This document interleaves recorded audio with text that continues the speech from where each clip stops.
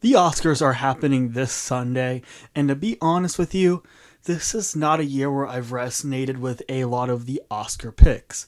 Not saying that they're bad films outside of one movie. Hello, very nice to meet you. I'd like to know about sex change operation. I see. Men to woman, or woman to men. Man to woman. From penis to vagina. Outside of that one, they're all good movies, but there are just personal movies that I would honestly say are better, in my opinion, and ones that resonated with me more. That's why I decided to come up with my own nominations. If I was an Oscar voter, these are what I would put on my ballot. Just a disclaimer, I will share similarities with some of the picks from the Academy, and some I will differentiate from. And I'm hoping this is a way where I can kind of shout out some movies that maybe you've actually never heard of and that don't get enough appreciation come Oscar time. Now, I'm going to say that I'm only going to be covering Above the Line today, or else this video would be, 2.5 hours long, which I mean is fine. I just don't want to edit all of that, I guess. But if you want to see what I would choose as my personal lineups for every single category, make sure to follow me on Awards Expert app. That is Award Expert. I will put the link in the bio, and you can see what I would choose for every single one of the nominees at the Academy Awards if it was my ballot, including like costume design and cinematography. But we're not going to get into that today. We're just doing above the line nominations. So, without further ado, let's go. Let's start out with Best Adapted Screenplay. My nominees for Best Adapted Screenplay would be The Beast, Conclave, Dune Part 2, Nickel Boys, and The Wild Robot. What do I share in common with the Academy? The Academy also nominated Conclave and The Nickel Boys. But my winner would personally be The Beast, a movie not a lot of people have heard of. It is currently streaming on the Criterion channel right now. I absolutely implore you to go see it if you haven't seen it already. Especially if you are a fan of the trippy surrealist David Lynch type films. This is one of those movies. It feels very existential. It feels very timely. It actually is able to capture kind of some of the current day AI slash even incel culture and actually do something incredibly inventive and new when commenting on things that are currently going on within our culture. It is a very, very dense movie. It's not a movie I've entirely figured out yet, to be honest with you, but it is one that stayed with me and I think is a beautiful piece of writing. Now we're on to Best Original Screenplay. This is my most solid lineup that I came up with. I love all of these movies, and there are some deep cuts I had to take out that really, really bummed me out. But for original screenplay, I have A Different Man, A Real Pain, The Brutalist, I Saw the TV Glow, and Memoir of a Snail. I share two in common with the Academy. That is The Brutalist and A Real Pain. And my personal choice to win this category would be A Real Pain. A Real Pain is a movie that should have done a lot more Oscar mourning than it did. A Real Pain should have been nominated for Best Picture, and I really am confused why it missed that lineup, because it's done well this entire season up until that point. It is one of the most beautiful and heart-wrenching movies of the year. The realistic dialogue that Jesse Eisenberg is able to write is reminiscent to the Linklater Before trilogy. That's the best thing I can compare it to. But it's kind of this buddy road trip movie that is about so many different levels of pain and grief. Not only the pain and grief that they feel because of their passing of their grandmother, but the pain and grief they feel for their entire heritage as they go tour Germany in honor of her and kind of see some of these concentration camps that they come across and realize just how painful their heritage really is. It's a really eye-opening movie. It's a very therapeutic movie. I believe this is the best screenplay of the year. Going on to supporting actress, I actually have a lot in common with the Academy with this category. I think they did a pretty good job. I have Ariana Grande for Wicked, Kaylee Spaney for Civil War, Felicity Jones for The Brutalist, Maria Bakalova for The Apprentice, and Monica Barbaro for A Complete Unknown. I share 3 with the Academy's choices. That is Ariana Grande for Wicked, Felicity Jones for The Brutalist, and Monica Barbaro for A Complete Unknown. My personal winner for this category is Felicity Jones for The Brutalist. I think she gives a really, really big, bombastic performance in this movie. She's not even in a lot of the movie, but every time she shows up, she changes the energy and the temperature of this movie, including one sequence that is one of the most memorable sequences of film I saw last year. One that really, really just, it gives me goosebumps even to think about it. She's so powerful in the film. I do want to give a slight shout out to Ariana Grande for Wicked. She's definitely my second choice.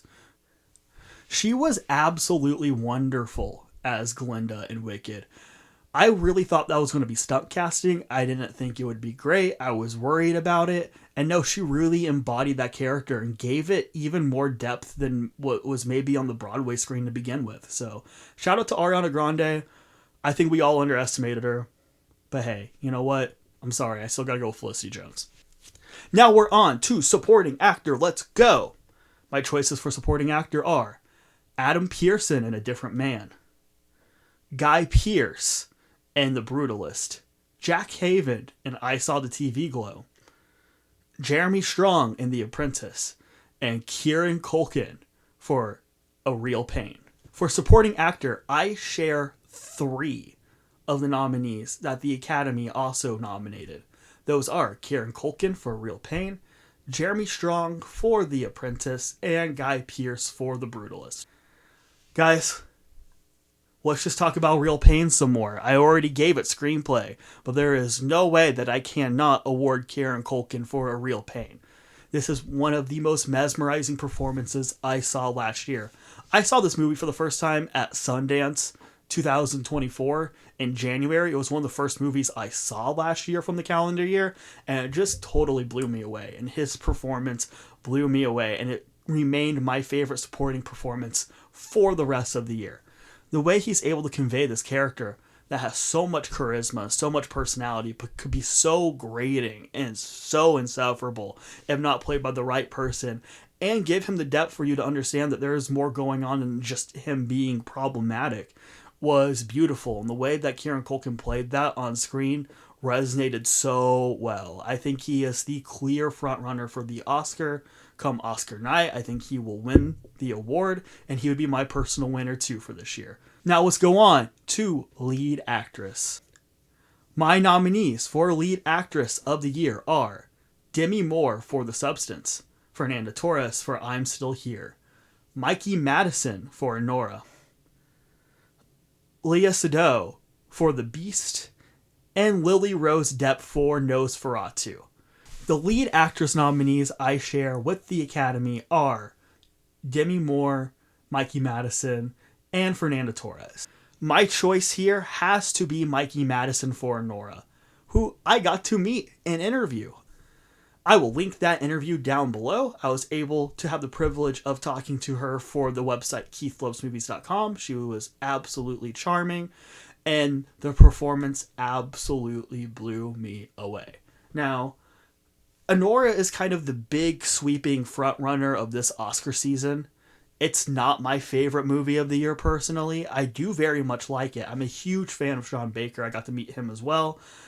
The Florida Project, I think, is one of the best movies of the last decade, and that's still the one that I really hold on to. But Anora was very good. But if there's one thing that stands clear beyond everything else in Anora, it is Mikey Madison's performance. The way that she is able to bring this character to life and give her so much empathy is just astounding work. You know, some people, when they first saw the film, compared her performance to Gina Rollins from Woman Under the Influence, and that's almost blasphemous. You know, it's almost like saying that you're as good as like Daniel Day-Lewis in There Will Be Blood. It's like, okay, let's calm down there. But it's... I can't complain about the comparison because she really is that excellent in Anora, and I think she should be sweeping this category. It's been kind of a war between her and Demi Moore this Oscar season, which, look, Demi Moore's great. I put her in my 5. I think that's a really, really challenging and wonderful performance, but I would give the award to Mikey.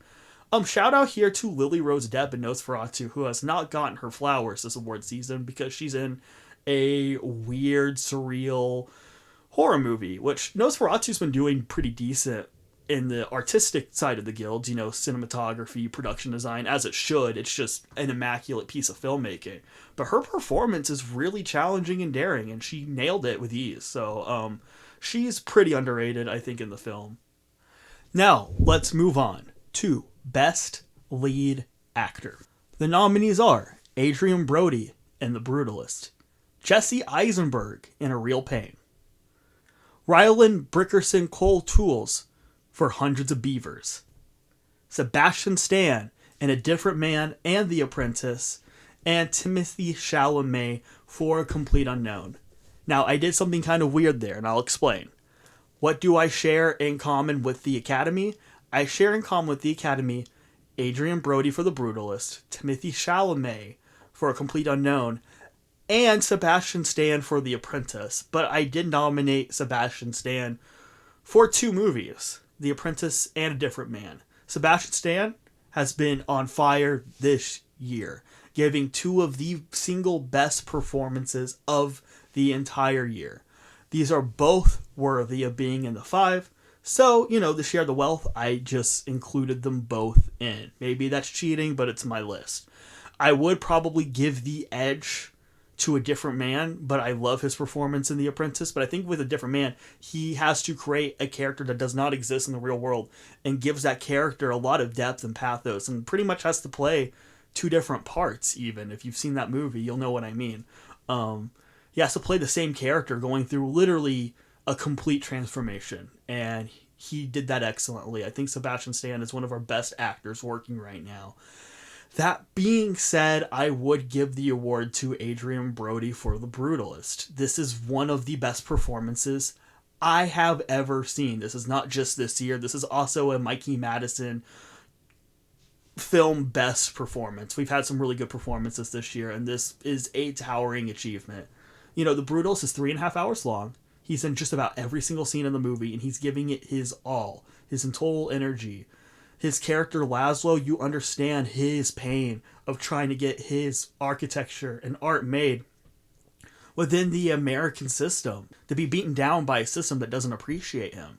And he plays that with such pathos. Another performance here I would love to shout out is Ryland for Hundreds of Beavers. If you guys don't know what Hundreds of Beavers is, this is a silent slapstick comedy, and it is an hour and 40-minute venture where a guy is just trying to capture beavers, giant men in beaver outfits. It's crazy, it's insane, it's becoming a cult classic already. This man is also someone who is in almost every single shot of this movie, and is having to give such a intense physical performance and convey so much without any dialogue, and he does it with ease. I mean, this man has the physical chops of someone like a Charlie Chaplin or a Buster Keaton. It is absolutely insane work. Also, you know what? Timothy Chalamet, he's getting his flowers. He's really good as Bob Dylan. But Jesse Eisenberg should be getting more recognition from this season. Kieran Culkin's been taking all of the acting buzz from A Real Pain, but Jesse Eisenberg also gives a fantastic performance. Like I mentioned before earlier in screenplay, he gives one of my favorite monologues of the year, and he absolutely kills it. He's just an excellent actor. Now we're up to Best Director. These are my choices for Best Director of the Year. Bertrand Bonello for The Beast, Brady Corbet for The Brutalist, Denis Villeneuve for Dune Part 2, Jane Schoenbrunn for I Saw the TV Glow, and Mike Chelzik for Hundreds of Beavers. I only share one in common with the Academy, and that is Brady Corbet for The Brutalist, and he would also probably be my choice to win. Again, that movie was made for about $10 million. It's 3.5 hours long, and it looks remarkably better than, I would say, 90% of movies that get made today. I mean, Disney's putting like $240 million into their like tentpole movies, and they look like crap compared to what The Brutalist looks like. It is just an amazing, amazing achievement. I mean, this movie is grand. And it is a big spectacle in the way that like classic Hollywood used to be, like Gone with the Wind or Lawrence of Arabia. And he was able to do it on such a tight budget. It is an absolute miracle. That isn't to say that some of these other movies aren't miracles within themselves. I mean, it is crazy to me that Denis Villeneuve is making one of the biggest and most impactful franchises of all time with Dune Part 2. Something that could be in line with what Peter Jackson did with Lord of the Rings, and they continue to snub him for director. It is absolutely absurd to me that is continuing to happen. And Mike Chelzick made an hour and 40-minute movie about a man tackling beavers, and it's amazing, and it doesn't lose momentum. That is a directing achievement. That's absolutely insane. Now we're going to do something a little different for Best Picture. For Best Picture, I'm going to count down my 10 favorite movies of the entire year. And then I will tell you what I would give Best Picture, because it might not match up with what I have as my favorite movie of the year. My top 10 movies of the year. My number 10 is A Different Man. I have nominated this already for a few things. Sebastian Stan gives one of my favorite performances of the year. This is a very, very dark comedy that reminds me of something that Charlie Chaplin would have made in his heyday. This movie is insightful, it's thought-provoking, and it's hilarious all the same. A really remarkable achievement. My number 9 movie of the year is Nosferatu. Like I said before, this is just atmosphere to its max. If I was to go into more of the categories like cinematography and production design, I would have talked even more about Nosferatu, because this is a technical achievement of a movie. It is a wonderful adaptation of the classic story. My number 8 of the year is Dune Part 2. Like I said before, Denis Villeneuve is continuing to make one of the most grand, miraculous franchise films that we've seen within the last decade, and Dune Part 2 might be his opus so far. I mean, some of his movies have personally touched me a little more, like Prisoners or Arrival, but as far as a pure physical, visual Fantasia go, you cannot go wrong with Dune Part 2. It is just stunning. My number 7 is a movie that I brought up a lot already, and that is A Real Pain. Once again, I think this is the best written movie of the year. This is a movie that feels very therapeutic to me and was for me in a time that I really needed it to be. So it will always be special to me. I've already talked a lot about it. You should absolutely go see it. It was shut out this award season for whatever reason for Picture. My number 6 of the year is actually a movie I mentioned in Screenplay, but nothing else. But now it's my time to shout it out. That is Memoir of a Snail. I absolutely loved this movie. This movie is so depressing, but somehow, in some way, Adam Elliott, the director of the film, is able to find the levity and humor within the darkest of situations. And this movie's emotional payoff is something that is worth going through the journey for. I mean, this movie had me in tears by the end. And there was one of the most powerful monologues in this movie that made me actually reassess the way that I processed grief. I mean, it's just a remarkable feat. I absolutely love Memoir of a Snail. My number 5 of the year is Hundreds of Beavers. Like I told you, this is one of the funniest movies I've ever seen. I saw this movie in a packed crowd in a theater, which I was lucky to because this had a very limited run. And it was one of the most insane and hilarious movie-going experiences I've ever had. To see this with a crowd, it plays so well because everyone the entire time is just going, what on earth is this movie? He's just tackling beavers, and it's silent, and it's black and white, and it's still going on, but somehow it never loses a beat. This movie is just hilarious. Another movie I've mentioned several times that you absolutely should see as my number 4 is The Beast. Like I said, if you're a fan of David Lynch, if you're a fan of Charlie Kaufman, you absolutely need to see this movie. It is trippy, it is cerebral, and it will make you think a lot about the world that we currently live in. Absolutely check out The Beast. My number 3 of the year is also a movie I've only talked about in Screenplay. If we had more below the line nominations I talked about, I probably would have mentioned it more times. But my number 3 is The Wild Robot.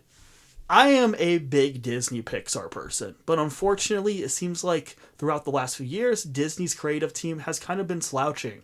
And thankfully, DreamWorks is kind of picking up their slouching and is making the movies they should be making right now. And that is certainly the case with The Wild Robot. This movie is a beautiful and powerful message about parenting and letting go and adaptation. And not only that, it's about doing something that you're not programmed to do, going outside of yourself and finding out truly who you are outside of what people expect you to be within the confines of a society. And I think it's a powerful film.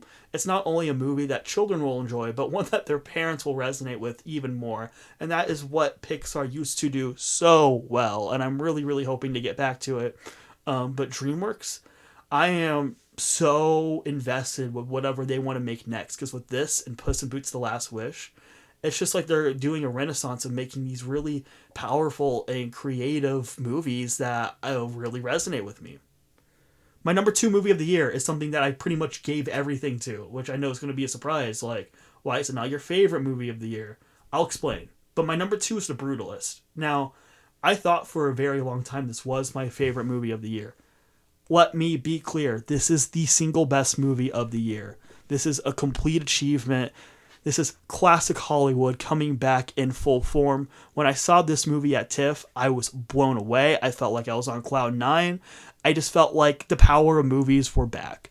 I really did. This movie was remarkable. And again, the entire movie is just about a guy trying to get brutalist architecture made. But the way that it shows the struggle of achieving the American dream and how sometimes, you know what? The journey isn't worth the destination. But at least you got there. And that's kind of something that I found very interesting about the entire film. Is despite your perilous journey, get the thing made that you need to get made. You know, that was a beautiful statement from Brady Corbett, who I can definitely tell feels that way within a disenfranchised Hollywood where he's struggling to get movies made. And he kind of wrote his own movie about that adjacently. And I thought that was really beautiful and profound.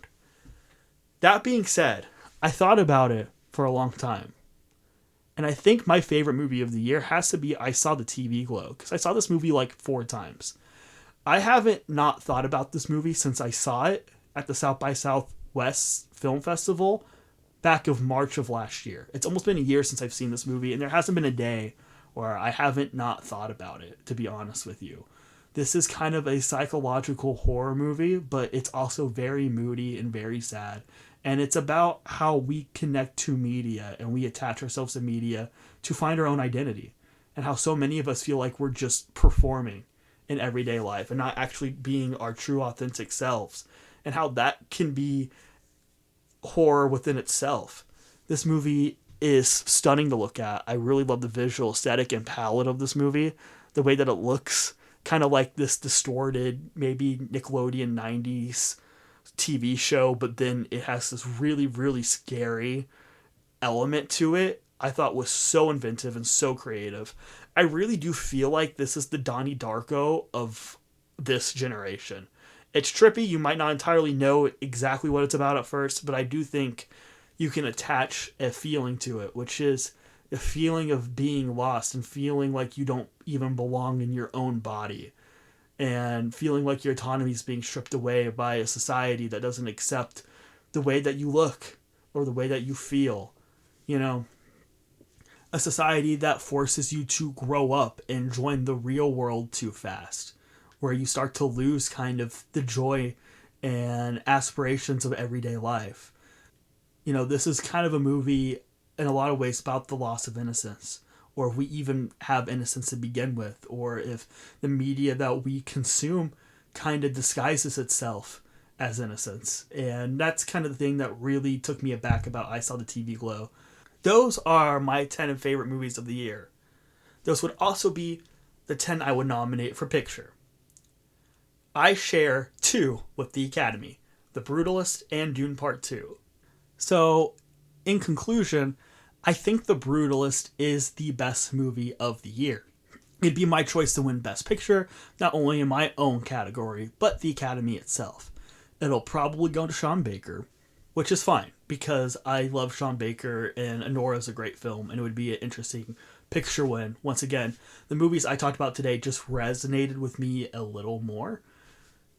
That being said, I do think I Saw the TV Glow is my favorite movie of the year because it's one I've watched multiple times over again, and it's one I haven't stopped thinking about, and it is one that resonated with me on a deeper, more personal level. So there you go.